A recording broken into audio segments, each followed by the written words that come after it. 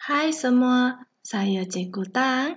Hari ini Cikgu akan membincangkan esei bab 6, Kemiskinan dan Agihan Pendapatan.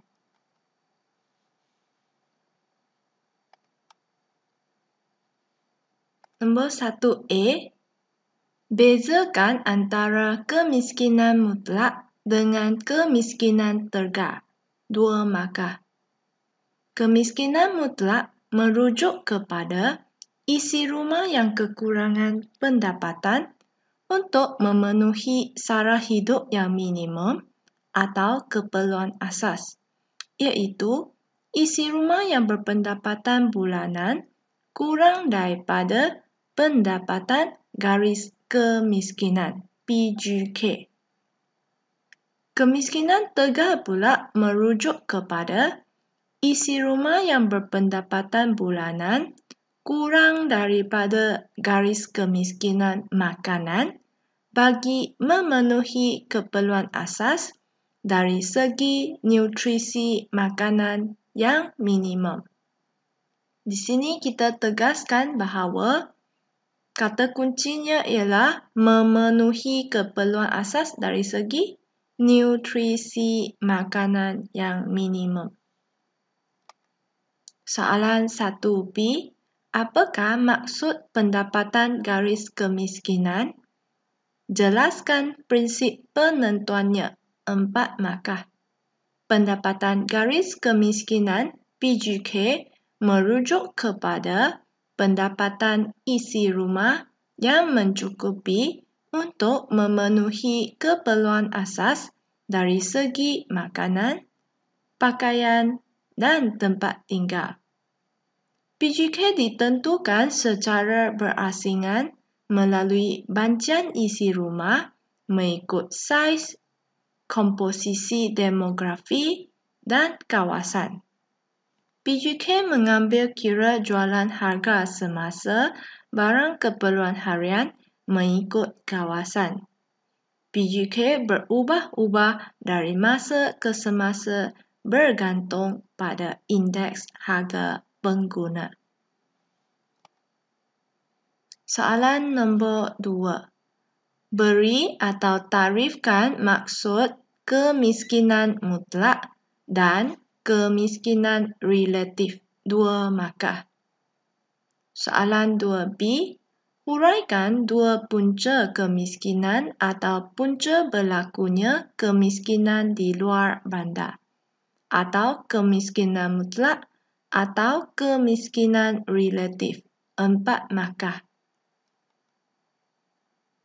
Tarifan untuk kemiskinan mutlak ialah kekurangan pendapatan yang diperlukan untuk memenuhi keperluan sara hidup yang minimum atau keperluan asas. Kemiskinan relatif pula bermaksud kedudukan relatif sesuatu kumpulan dengan kumpulan lain dari segi perbezaan tingkat pendapatan antara kumpulan atau etnik atau strata.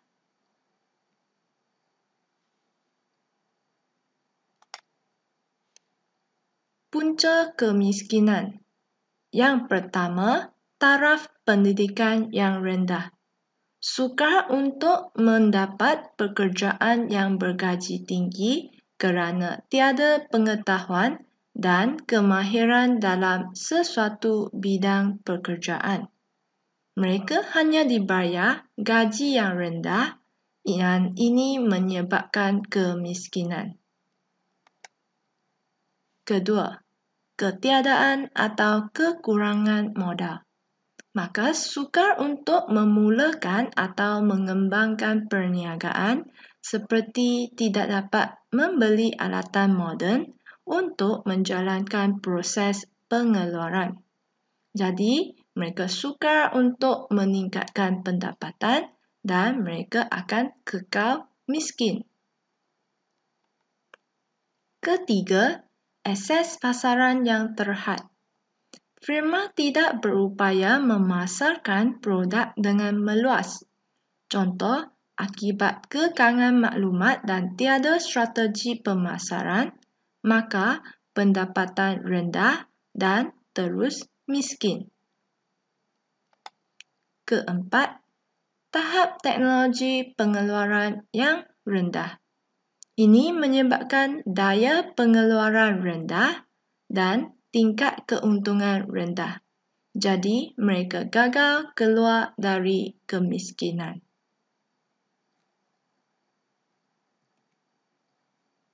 Soalan tambahan, jelaskan bagaimana faktor berikut boleh menyebabkan berlakunya kemiskinan.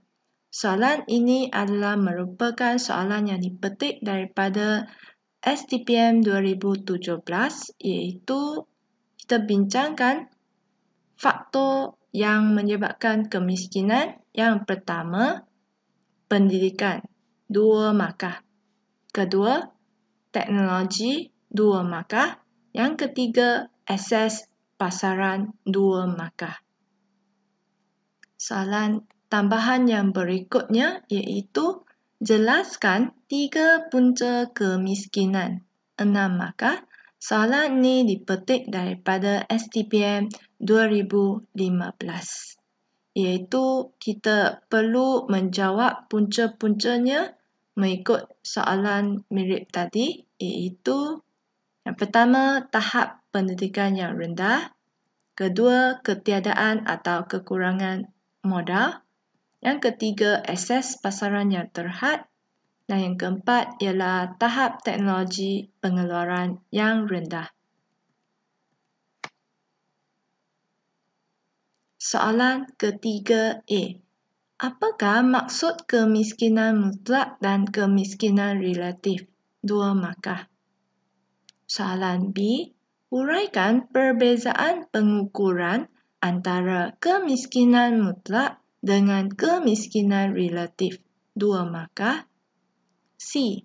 Berikan 2 langkah untuk mengatasi masalah kemiskinan mutlak atau tegar. 2 markah. Kita rujuk kepada soalan yang kedua untuk menjawab soalan ini. A.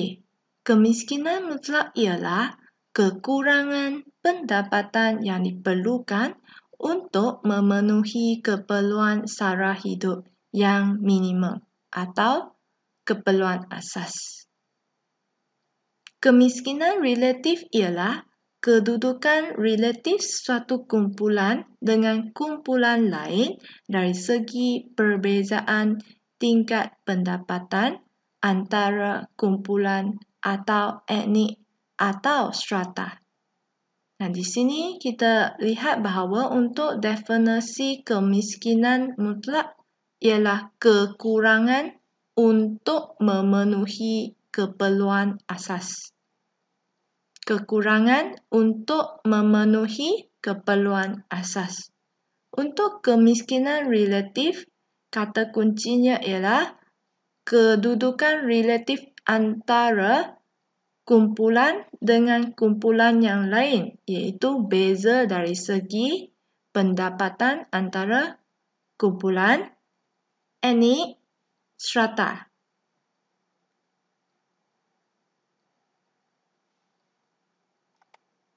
B. Kemiskinan mutlak. Kemiskinan mutlak diukur berdasarkan pendapatan di bawah garis kemiskinan atau pendapatan yang tidak mencukupi untuk membeli keperluan asas. Manakala kemiskinan relatif diukur berdasarkan tingkat pendapatan bagi setiap kumpulan isi rumah. C. Program-programnya iaitu yang pertama, Program Pembangunan Rakyat Termiskin, PPRT. Kedua, Rancangan Makanan Tambahan, RMT. Yang ketiga, bantuan daripada Jabatan Kemajuan Masyarakat. Dan yang keempat ialah subsidi input kepada nelayan. Kita lihat balik soalannya. Soalannya ialah, langkah-langkah untuk mengatasi kemiskinan mutlak ataupun kemiskinan tegar. Maka jawapan yang boleh kita berikan ialah program-program yang dijalankan oleh kerajaan sebagai langkah untuk mengatasi kemiskinan mutlak tersebut. Soalan 4A.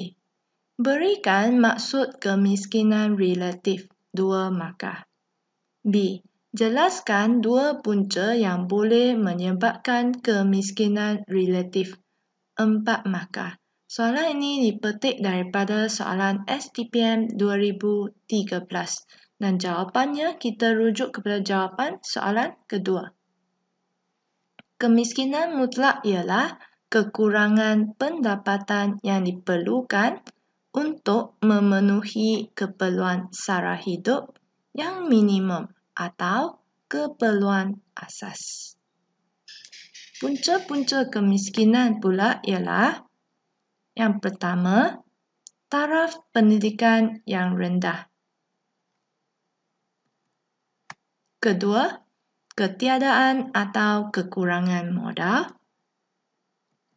Yang ketiga, akses pasaran yang terhad. Yang keempat, tahap teknologi pengeluaran yang rendah. Soalan ke-5A. Jelaskan maksud pendapatan garis kemiskinan 2 markah. Soalan B. Berbantukan contoh. Terangkan sumber pendapatan bukan upah yang berikut. Yang pertama, sewa 2 markah. Yang kedua, bayaran pindahan 2 markah. Jawapannya kita rujuk kepada soalan 1B dan untuk soalan B kita rujuk kepada jawapan soalan 7 nanti. Soalan ke-6. Terangkan konsep pekali Gini sebagai alat pengukuran agihan pendapatan 4 markah. Pekali Gini merupakan satu ukuran yang menunjukkan pemusatan pendapatan. Nilai pekali Gini adalah antara 0 hingga 1. Nilai 0 menunjukkan agihan pendapatan paling saksama.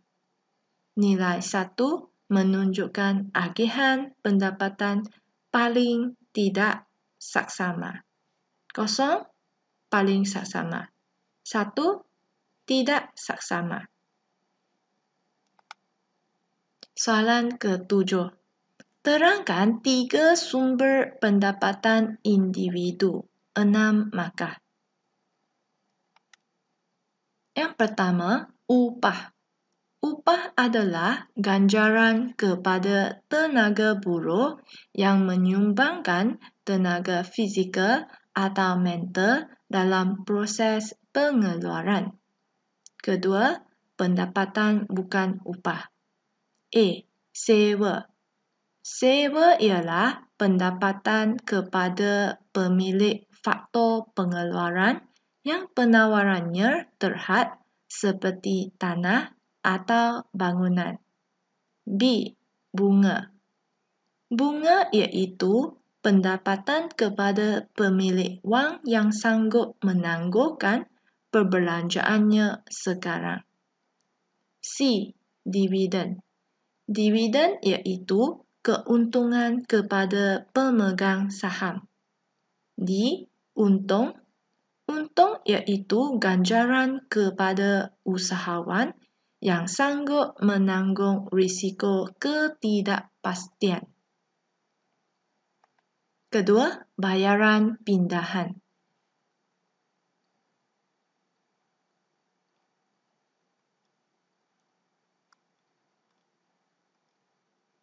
Ketiga, bayaran pindahan. Bayaran yang diperoleh tanpa sebarang sumbangan dalam proses pengeluaran. Contohnya, pencen dan beasiswa. Keempat, harta pusaka. Soalan ke-8. Huraikan 3 program yang dilaksanakan oleh Lembaga Pemasaran Pertanian Persekutuan (FAMA) dalam usaha membasmi kemiskinan. 6 markah. Apakah 3 programnya? Sama-sama kita lihat. Yang pertama, Pusat Transformasi Luar Bandar.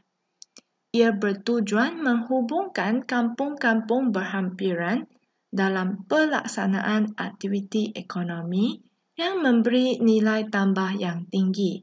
Sebagai contohnya, petani dapat menjual hasil pertanian secara langsung kepada pembeli serta memperoleh bekalan dan perkhidmatan pada harga yang rendah.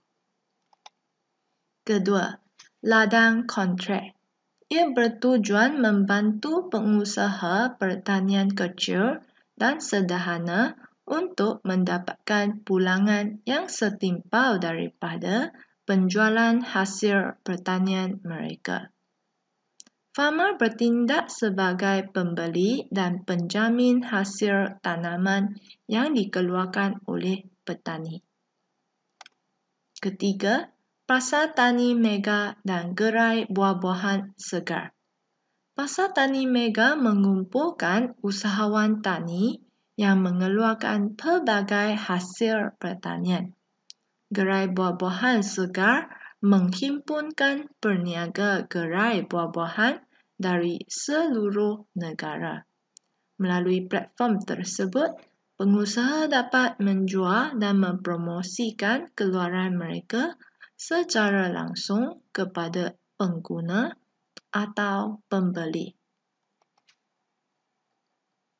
Soalan ke-9.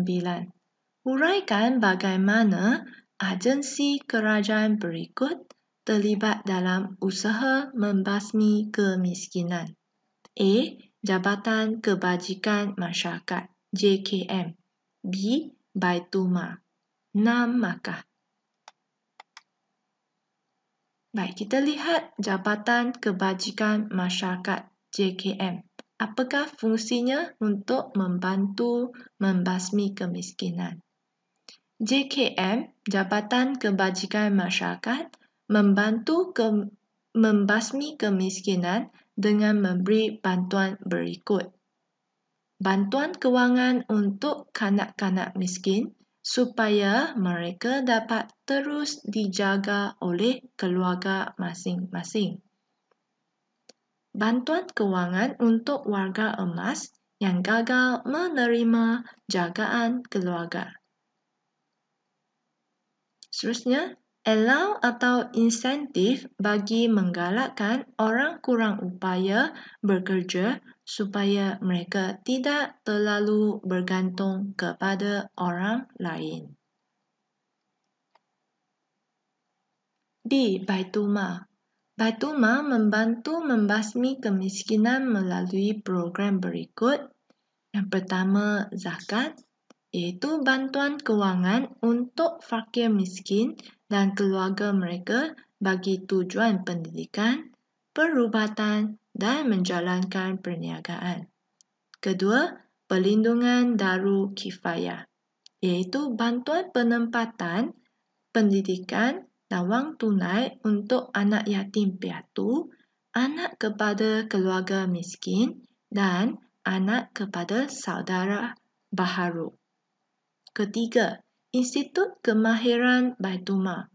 Ia menyediakan latihan kemahiran seperti kursus masakan dan seni lukis untuk anak-anak daripada keluarga Islam yang memerlukan. Soalan ke-10. Uraikan 2 strategi pelaksanaan dasar wawasan negara dalam membasmi kemiskinan dan ketidaksetaraan agihan pendapatan. 6 markah. Antara 2 strategi dasar wawasan negara dalam membasmi kemiskinan dan ketidaksetaraan agihan pendapatan ialah Yang pertama, mengukuhkan program pembasmian kemiskinan. Mewujudkan lebih banyak peluang pekerjaan untuk golongan miskin agar mereka dapat menambahkan pendapatan dan keluar dari kemiskinan. Yang kedua, memperkukuhkan program pembangunan rakyat termiskin dan program lain di bawah skim pembangunan kesejahteraan rakyat. Menyeimbangkan pembangunan antara wilayah dengan meningkatkan kadar pertumbuhan bagi negeri kurang maju. Kedua, meneruskan agenda penyusunan semula masyarakat. Meningkatkan dan mengekalkan pemilikan saham oleh Bumiputera ke atas syarikat melalui pelbagai program. Menggalakkan institusi dan agensi amanah Bumiputera untuk menggembleng sumber-sumber milik Bumiputera bagi mewujudkan peluang kekayaan baharu. Menggalakkan usaha sama dan perkongsian strategik antara usahawan Bumiputera dengan bukan Bumiputera dan pelabur asing. Soalan 11A. Berikan 2 matlamat dasar ekonomi baru. 2 markah. 2 matlamat DEB ialah yang pertama, pembasmian kemiskinan tanpa mengira kaum. Kedua, penyusunan semula masyarakat bagi menghapuskan pengenalan kaum mengikut kegiatan ekonomi. 11B. Terangkan strategi pelaksanaan dasar ekonomi baru bagi mencapai matlamat tersebut. 4 markah. Strateginya ialah yang pertama, pembasmian kemiskinan. Meningkatkan produktiviti dan pendapatan melalui penggunaan kaedah moden dan kemudahan yang lebih baik dalam proses pengeluaran seperti kemudahan parit dan tali air. Meningkatkan peluang peralihan daripada sektor yang kurang produktif kepada sektor yang lebih produktif atau menguntungkan seperti pelaksanaan rancangan pembangunan tanah dan wilayah. Kedua, penyusunan semula masyarakat. Membentuk masyarakat perdagangan dan perindustrian Bumiputera melalui sokongan kerajaan, penubuhan perniagaan bilik Bumiputera dan peningkatan usaha sama dengan syarikat Bumiputera. Meningkatkan pemilikan ekuiti oleh rakyat Malaysia dengan mengurangkan peratusan pemilikan ekuiti oleh Bumiputera dalam syarikat tempatan. Soalan nombor 12. Terangkan 3 dasar kerajaan untuk membasmi kemiskinan. 6 markah. Soalan ini dipetik daripada STPM 2017. Yang pertama, dasar ekonomi baru, DEB. DEB membasmi kemiskinan melalui peningkatan pendapatan dan menambah peluang pekerjaan untuk semua lapisan masyarakat tanpa mengira kaum. Untuk mencapai matlamat tersebut, kerajaan meningkatkan kemudahan infrastruktur, kesihatan dan latihan. Kedua, Dasar Pembangunan Nasional (DPN). Dasar yang menggantikan DEB. Strateginya adalah mempertingkatkan latihan kemahiran kepada belia luar bandar melalui bantuan subsidi dan khidmat nasihat. Subsidi juga diberikan kepada golongan petani, penanaman padi dan nelayan untuk meningkatkan produktiviti. Ketiga, Dasar Wawasan Negara (DWN). Matlamatnya adalah untuk membasmi kemiskinan relatif, strata dan etnik. Tumpuan bantuan kepada kelompok yang kecil yang berada di kawasan yang terpencil. Sekian sahaja untuk perkongsian kali ini. Jangan lupa untuk like, subscribe dan share dengan rakan-rakan anda yang lain YouTube channel Cikgu Tang sekiranya video ini membantu anda dalam pembelajaran. Terima kasih. Bye-bye.